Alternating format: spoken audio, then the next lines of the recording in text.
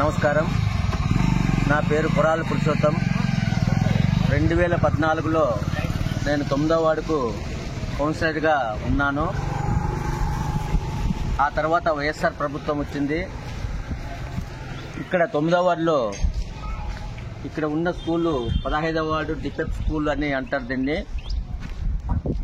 2021 తర్వాత 21లో ఒక వర్షం వచ్చి చెట్టు ఈ ప్రహరీ గోడ మీద పడితే ఈ కాంపౌండ్ గోడ పడిపోయింది.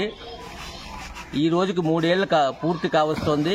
కానీ ఇప్పటి వరకు వాళ్ళు కాంపౌండ్ గోడ కట్టించకుండా మేము నాడు నేడు ప్రోగ్రాము ప్రతిష్టాత్మకంగా చేస్తున్నాం, ప్రతి స్కూల్ని ఇంప్రూవ్ చేస్తున్నామని చెప్పి వైఎస్ఆర్ ప్రభుత్వం ప్రకటనలకే పరిమితమై ఈ చిన్న స్కూల్ ఉన్న ప్రహరీ గోడని కూడా కట్టించకుండా 3 ఏళ్లు కాలయాపన చేశారు. ఈరోజు తెలుగుదేశం ప్రభుత్వం వచ్చింది. మేము వచ్చిన ఒక వారానికే ఈ కాంపౌండ్ గోడని మా కాలం శ్రీనివాసులు గారి సహకారంతో మేము కాంపౌండ్ గోడని మా సొంత నిధులతో కట్టించడానికి మేము పూనుకున్నాం. ఈరోజు ఇక్కడ చూశారు మీరు, మేము ఈరోజు ఆల్రెడీ పని స్టార్ట్ చేశాము. కాంపౌండ్ గోడని మేము కంప్లీట్ చేస్తున్నాం.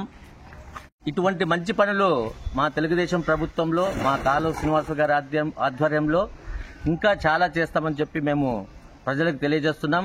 ఖచ్చితంగా ప్రజలకందరికీ మంచి చేస్తాం.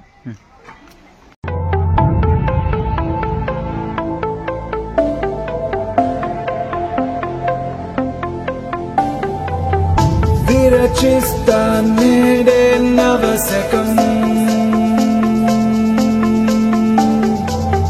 నినదిస్తా నిత్యం జనహితం.